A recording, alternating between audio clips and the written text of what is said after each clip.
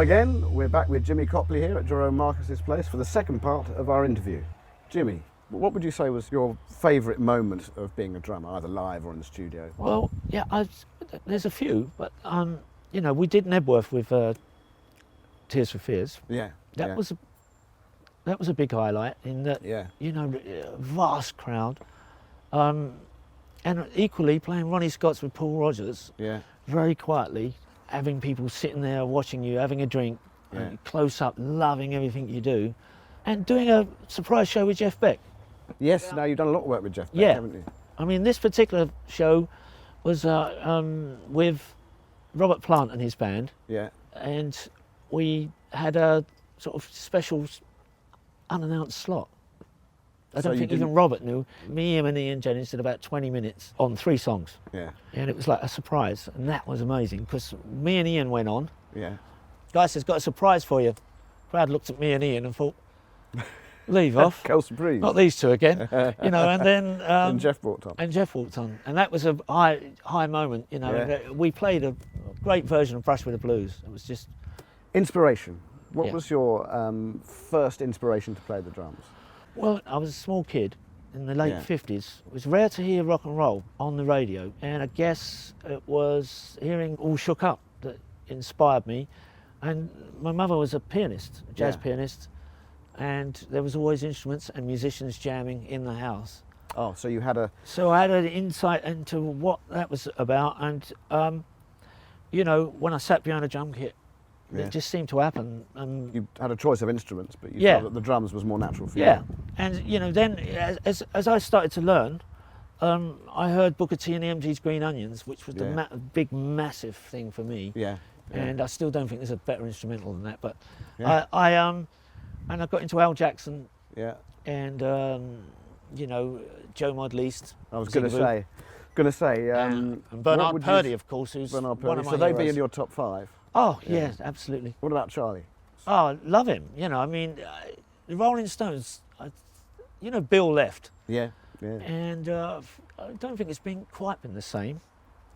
But if Charlie left, no one could do it. No. What about Mooney? Oh, well, what can you say? I mean, fabulous. I mean, I've got a good story. Yeah. With Up, we did the Old Grey Whistle test in 1975. Yeah. And Mooney was guest talking about his album to Bob Harris. He did an interview that night. And it was Keith Moon, Billy Joel and Up. We opened the show and closed it. And it went out live. Yeah. My mum said, what was wrong with you, darling? I said, what? She said, you were going like this a bit. Well, Mooney was pulling all these faces and jumping up and down, and I was trying not to laugh. And, you know, fabulous guy. And he sort of said, he had 2 characters. I mean, he'd say, all right, mate, how you doing? And then he'd go, hello, dear boy.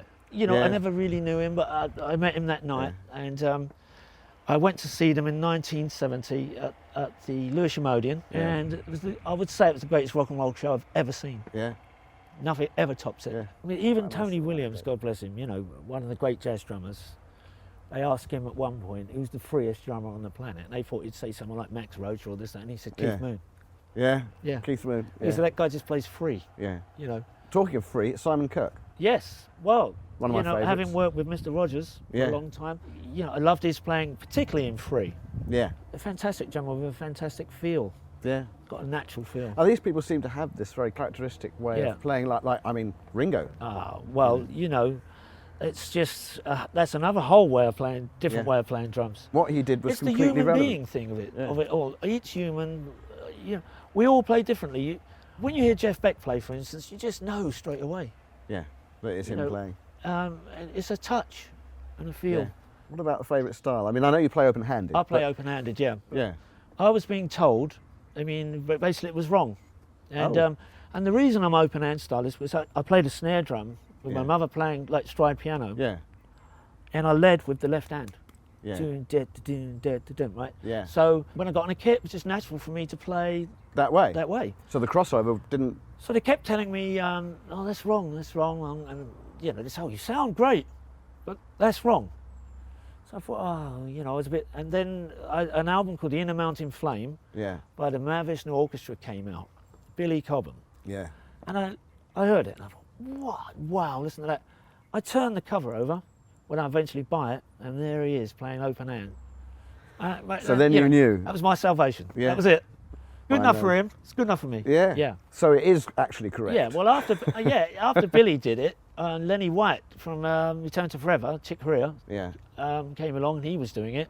Yeah. And the great Simon Phillips actually swapped and did it. But he's got a good suddenly became fashionable to do play it that way. The guy at the Beach Boys, Dennis Wilson. He does it that way. Yeah. Equally, all of my favourite guys, apart from Cobham, play the other way. The other way around. Like Al Jackson and Joe Monteith and Bernard. What do you think about the younger, latter-day drummers and the popularity for the double bass drum solos that go on for 20 minutes and go up on the ceiling and all that sort of stuff? I would say that's sport. Yeah, someone else said that. Yeah, it's clever. It's clever. Really I mean, I can play all the fast stuff. Yeah, the licks and chops. I can put together a good solo. Yes. I mean, when some of these guys have like 16 tom-toms and just, it's Sonny Payne with the, Count Basie Orchestra.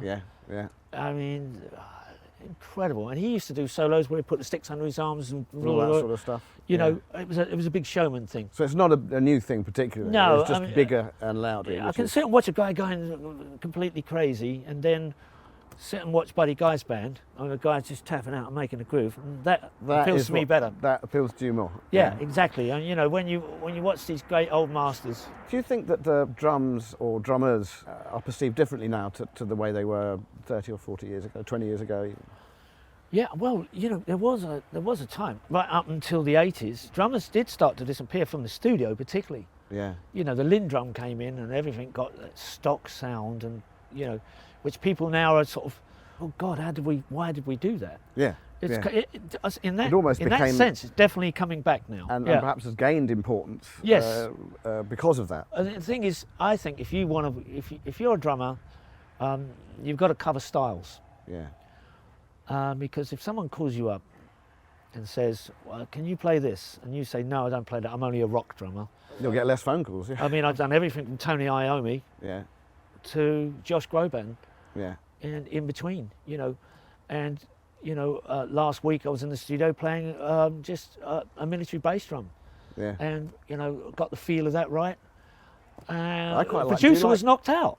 But do you think that everyone has a natural ability to play the drums if they were to draw it out? Yeah, I think a natural ability comes rarely. Yeah. If you've got that natural ability, you'll get behind the kit, and in very little time you'll get a decent beat out of it. Because you'll have a feeling about it. You'll think, I can do this. I've seen, a friend of mine started running a drum school, and I went down and guested a couple of times, and I've seen kids that their mother say, oh, he's grade 6 or he's grade 7. And actually, he can't play. Yeah. He can he can read a military piece that gets him into grade 6. He can do the paradiddles and beyond. But well, I put a couple of records on and asked these kids to play. It, yeah. And they find it hard to. Everything comes down at the same time. They can't do the. If the coordination's not there, you can maybe you'll be able to get grade 6, 7, or whatever. Yeah. All of which I find quite annoying, but the mums of today, Yeah. So I mean, I learnt to records and mum's jazz piano, and Yeah, I listened to the radio and had pencils and washing up.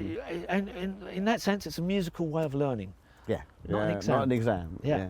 What about advice to people who are starting out with regard to drumming itself? There's one word, really, isn't there? Practice.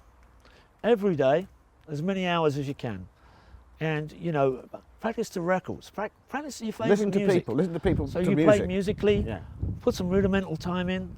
If you love it, you'll do it.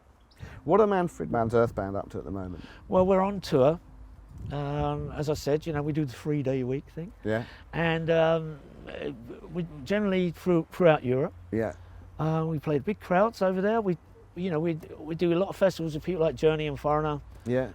We play with people like Toto. Yeah. And we do a lot of our own gigs, and it's a great busy experience. time, but it's nicely busy because you get to go back home and see the family, as we said earlier. Girlfriend and go and see everybody and stay sane. Yes. Yeah. Or mad. Yeah. Well, talking of mad. Hey. What did you reckon to that then? I reckon this is fantastic, and it's one of those things you can keep referring to. Which I like about it. So you sort of go down the front and go, oh look, there's Topper there. I'll read what he had to say. No, really great stuff. And as I said earlier, wonderful that you're bringing the drummers forward. Thank you. To have a word, because usually no chance at all. Well, if we did another, the singer or the guitarist. Yeah. Well, if we did another one, would you like to be involved? I'd love to. Absolutely. Jimmy, thank you so much for coming to see us and to talk to us. And again, thank you for this. You're welcome. I hope you enjoy it. There you are, guys. I will. This is Jimmy's album, Slap My Hand.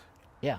It's got a host of people on it: Jeff Beck, Peter Cox, Pino Palladino, Paul Jackson, Ian Jennings, Bernie Mars and Mickey Moody, Paul Spong, Chris White, loads and loads of people. So I recommend it if you can get your hands on it, ladies and gentlemen.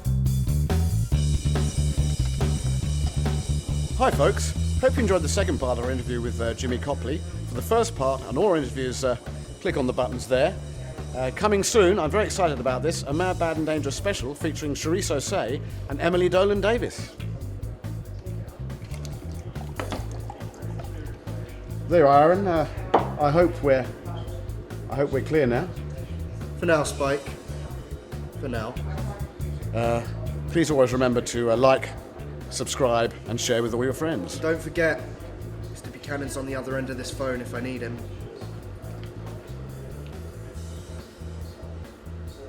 Learned to play again during rehearsals. Yeah. Uh-oh, my phone. That's all right. That's all right. What's this? Go on. I shall switch it off. I wanted to look at something on there as well anyway. So the less I want to do it. Yeah. I can still do it. I can put together a good solo. Yeah. Someone just sneezed. Yeah. But,